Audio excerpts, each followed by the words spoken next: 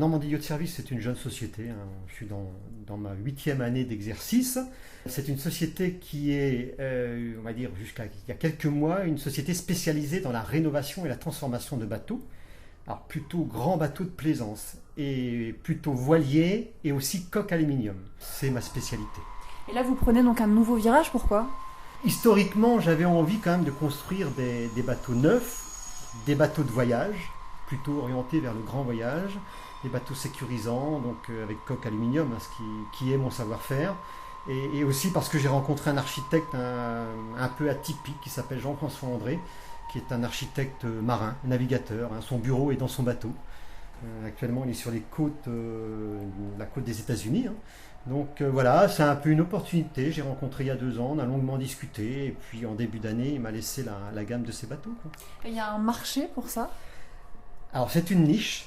Oui, il y a un marché des personnes, des couples, des propriétaires qui souhaitent partir faire des grands programmes de navigation, un peu sur toutes les mers du monde. C'est un budget, mais c'est aussi, ça peut être un projet de vie. Jusqu'à présent, finalement, même en rénovation, j'ai toujours travaillé pour des gens, c'était des projets de vie. On dit souvent faire un tour du monde, mais en général, c'est plutôt naviguer dans des zones très, très particulières. Et ce bateau, il est adapté pour des zones très particulières. Justement, quelles sont les caractéristiques de ce bateau ? Alors, c'est un petit bateau de voyage, puisqu'il fait 40 pieds, 12 mètres. Mais il a été pensé pour naviguer dans des zones où les mers sont assez hostiles. C'est-à-dire que le navigateur est abrité.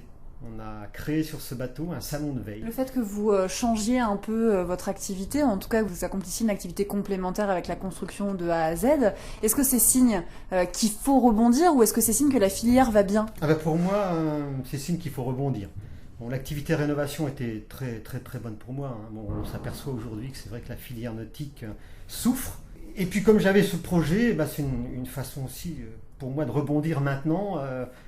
Je pense au bon moment. Vous avez été le premier à vous installer ici. Justement, quelle vision vous avez de cette filière ? Qu'est-ce qui a changé par rapport à vos débuts ? Et qu'est-ce qu'il faut faire pour que cette filière elle continue à vivre, à créer de l'emploi, à créer de l'argent ? Je vais parler de la filière nautique en général. Moi, quand je me suis installé il y a 7 ans, presque 8 ans maintenant, le travail venait à nous. On avait aucun souci de clientèle, enfin de travail.